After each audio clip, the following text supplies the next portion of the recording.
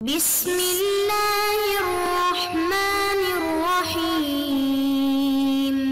اعوذ باللہ من الشیطان الرجیم۔ بسم اللہ الرحمن الرحیم۔ عزیز طلباء کرام، ہم قائلین بقول عام کے ادلہ کو پڑھ رہے تھے اور ان کے ادلہ میں سے جو تیسری دلیل تھی وہ آیہ لا ینال عہدی الظالمین سے امام کا استدلال تھا، اور اس کا خلاصہ یہ تھا کہ امام کا استدلال تبھی تام ہو سکتا ہے کہ جب ہم قائل بقول عام ہوں اور کہیں کہ ہر وہ شخص کہ جو ابھی فعلاً متلبس بالمبدأ ہے اور وہ اصنام کی عبادت کر رہا ہے، وہ بھی لائق امامت و خلافت نہیں، اسی طرح سے وہ اشخاص بھی کہ جنہوں نے پہلے کبھی اس عبادت کو انجام دیا تھا وہ بھی نااہل ہے، لہذا فیما انقضاء میں حجت ہوگا مشتق کا استعمال، تبھی جو ہے حقیقت ہوگا، تبھی یہ استدلال صحیح ہوگا۔ تو مصنف نے اس کا مختصر جواب یہ دیا تھا کہ بھائی ہم کہتے ہیں کہ امام کا استدلال جو ہے وہ قول بالعام کے اوپر متلبس کے اس بات کے اوپر جو ہے نا وہ موقوف نہیں ہے، اگرچہ ہم قائل بے قول اشتراط یا قائل بے فقط خصوص متلبس بالمبدأ میں حقیقت ہونے کے ہوں، پھر بھی اس آیت سے استدلال کیا جا سکتا ہے۔ لہذا آج کے درس میں ہم اس کا جواب پڑھتے ہیں۔ تو مصنف کہتے ہیں کہ اس کی وضاحت جو ہے وہ عناوین یا مشتق کے یا اوصاف کے اقسام کے اوپر محیط ہے کہ بھائی وصف جو ہے نا وہ کبھی عنوان مشیر ہوتا ہے، کبھی عنوان دخیل ہوتا ہے، اور کبھی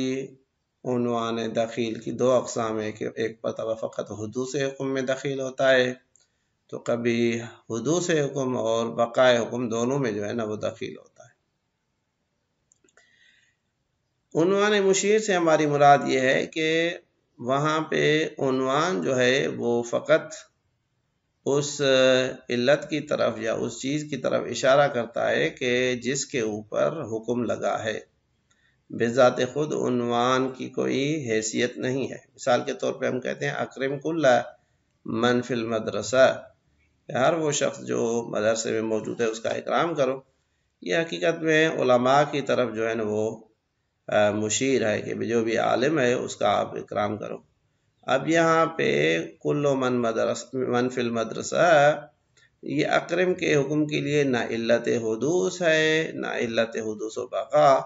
بلکہ یہ فقط عنوان مشیر ہے کہ جو بتاتا ہے کہ اکرم کا حکم جو ہے وہ علماء ہے، اور یہ اکرم کل من فی المدرسہ، یہ کل من فی المدرسہ اس عالم کے عنوان کی طرف مشیر ہے۔ دوسری مرتبہ عنوان جو ہوتا ہے وہ حدوث حکم میں دخیل ہوتا ہے، لیکن اس کے بقا اور استمرار کے لیے اس عنوان کی کوئی حیثیت یا کوئی اہمیت نہیں ہوتی۔ مثال کے طور پہ ہم کہتے ہیں الزانی والزانیۃ فجلدوہما، کہ زانی اور زاناکار کو کوڑے مارو، یا السارق والسارقۃ فاقطعوا ایدیہما۔ یہاں پہ یہ جو عنوان زانی اور زانیہ ہے،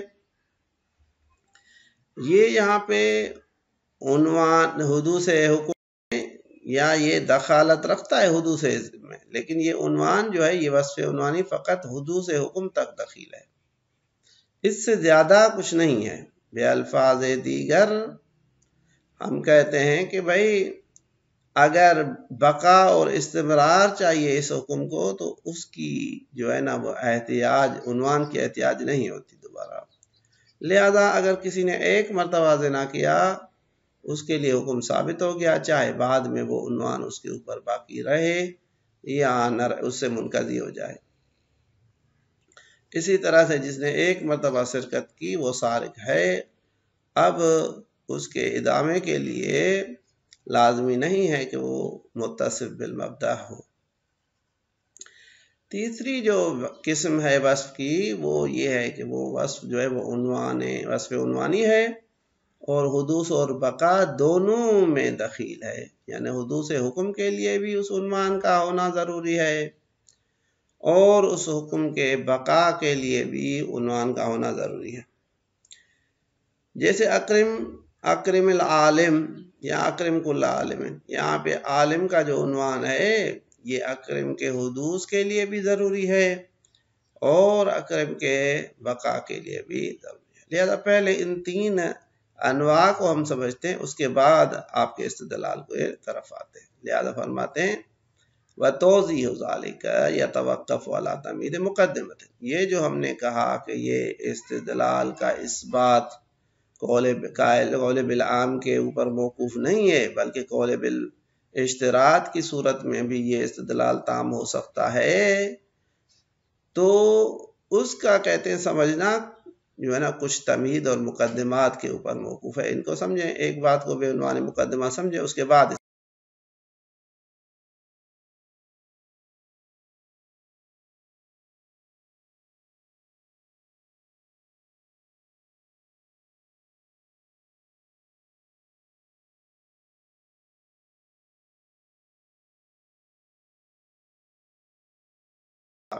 یہ جو ہیں اوصاف، یہ مشتقات جو ہیں ان کے تین اقسام ہیں۔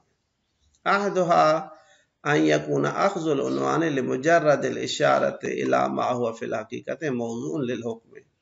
ایک مرتبہ عنوان وصف کو اخذ کیا گیا ہے فقط اشارہ کرنے کے لیے اس بات کی طرف کہ بھائی اصل میں جو موضوع حکم ہے وہ کیا ہے، اس موضوع حکم حقیقی کی طرف اشارہ کرنے کے لیے اس کو اٹھایا گیا ہے موضوع میں۔ لِمَعْهُودِيَتِهِ بِهَذَا العنوان، کیونکہ وہ موضوع حکم اس عنوان کے ساتھ یا اس نام کے ساتھ جو ہے نا وہ زیادہ مشہور ہے۔ من دون دخل الاتصافه به فی الحکم اصلا، البتہ اس عنوان مشیر کی اس موضوع کے اس حکم سے متصف ہونے میں کوئی دخالت نہیں ہے۔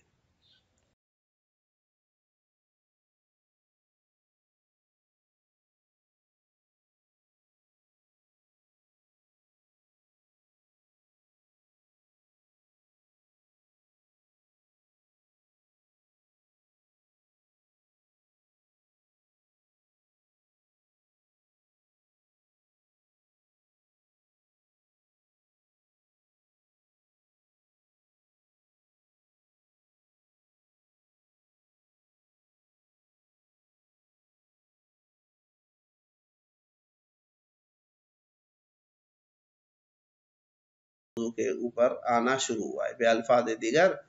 حدوث حکم کے لیے اس عنوان کی ضرورت ہے، بقا اور استمرار کے لیے نہیں۔ ان یکون الوصف لاجل الاشارۃ الی علیت المبدأ للحکم، مبدأ کے علت ہونے کی طرف اشارہ کرتی ہے حکم کے لیے، البتہ ما کفایت مجرد صحت جری المشتق علیہ، البتہ یعنی اس چیز کے اضافے کے ساتھ کہ کافی ہے مشتق کے اس مبدأ کے اوپر یا اس موضوع کے پر جاری ہونے میں، اس کا خالی جاری ہونا جو ہے کافی ہے، وَلَوْ فِي مَا مَضَىٰ، ولی وہ ایک مرتبہ ہی کیوں نہ ہو۔ الفاظ دیگر ہم نے کہا کہ یعنی یہ عنوان جس کو اخذ کیا گیا ہے یہ فقط حدوثاً علت حکم کے لیے کافی ہے، علت حکم ہے، بقاً جو ہے وہ علت حکم نہیں ہے۔ ثالثھا، تیسرا جو مورد ہے، ان یکون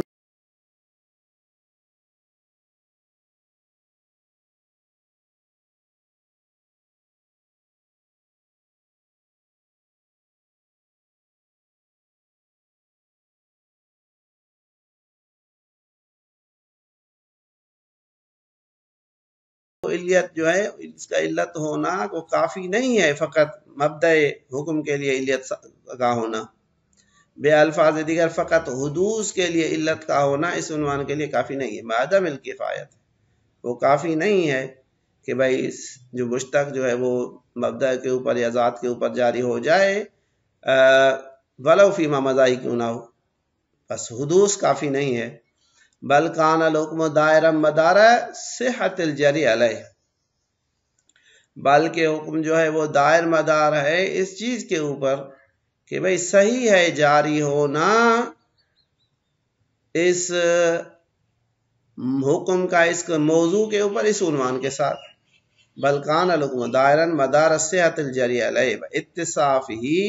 بھی، لازمی ہے کہ یہ جو ہے نا وہ ذات متصف ہو اس وصف عنوانی کے ساتھ، حدوثاً و بقاءً، حدوث میں بھی اور استمرار میں بھی، جس کا ہم نے آپ کو جو مثال دیا وہ یہ تیسرا دیا کہ وصف عنوانی جو ہے وہ دخیل ہے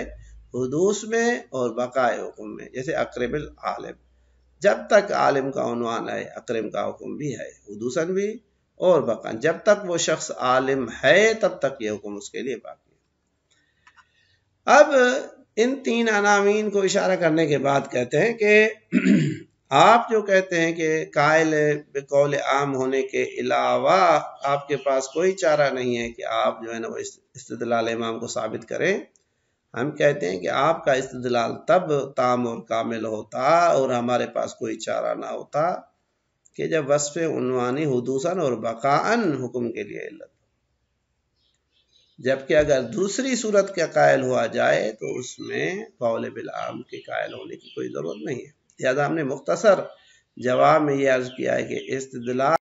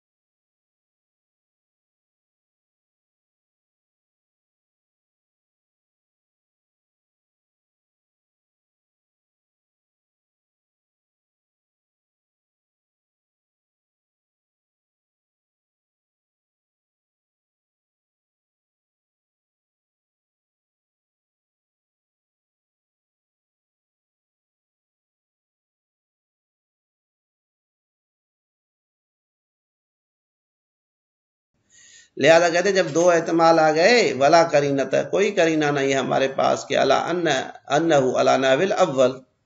کہ بھائی یہ جو عنوان آیا میں آیا ہے وہ نحو اول کے بنیاد پہ آیا ہے، آپ اس کے اوپر لکھتے ہیں کہ یعنی صورت دوم کے مطابق آیا ہے۔ لو لم نقل بنحوزها علی نحو الثانی، اگر ہم اس کو قائل نہ ہو کہ بھائی یہ دوسری بنیاد پہ نہیں آیا تو ہم کہہ سکتے ہیں کہ بھائی یہ پہلی وجہ پہ آیا ہے، اس کے اوپر بھی کوئی قرینہ نہیں ہے۔ فإن الآية الشريفة في مقام بیان جلالت القدر الامامت والخلافت وعظم خطرها، کہ بھئی آیا جو ہے وہ یہ بتا رہی ہے کہ امامت کا جو مقام ہے اور خلافت کا مقام ہے، اس کی مقام و منزلت انتہائی بلند و بالا ہے، اور اس کا جو کیا کہتے ہیں خطر ہے وہ زیادہ عظیم ہے، ورفعت محلیہ، اور اس کا مقام جو ہے وہ عظیم ہے۔ وَإِنَّ لَهَا خُصُوصِيَةٌ مِّن بَيْنِ الْمَنَاصِبِ الْإِلَٰهِیَّہ، اور اس امامت کے لیے مناسب الہیہ میں سے ایک خصوصیت ہے، ایسی خصوصیت جو دیگر میں نہیں ہے، کہ بھئی حتیٰ اگر کوئی ایک مرتبہ بھی پہلے ظلم کرے وہ اہل نہیں ہے کہ وہ امامت کے منصب کو قبول کر سکے۔ وَمِنَ الْمَعْلُومِ أَنَّ الْمُنَاسِبَ لِذَلِكَ هُوَ أَنْ لَا يَكُونَ الْمُقْتَمِسُ بِهَا مُتَلَبِّسًا بِالظُّلْمِ اصلاً۔ اب جب یہ مقام جب اتنا بڑا ہو گیا تو کہتے ہیں یہ بات واضح ہے کہ اس مقام کے لیے مناسب یہ ہے کہ ایسا شخص جو امامت کو لیتا ہے وہ اصلاً متلبس بظلم نہ ہو، نہ فیما انقضاء عنہ میں، نہ موجودہ حالات میں، کما لا یخفی، جس طرح سے یہ چیز جو ہے وہ مخفی نہیں ہے۔ بس اگر خلاصہ جواب ہم دیکھیں تو خلاصہ جواب جو ہے وہ یہ ہو جائے گا کہ بھائی 3 اقسام موجود تھے، آپ کا استدلال تب کامل اور ثابت ہوتا جب یہ تیسرا عنوان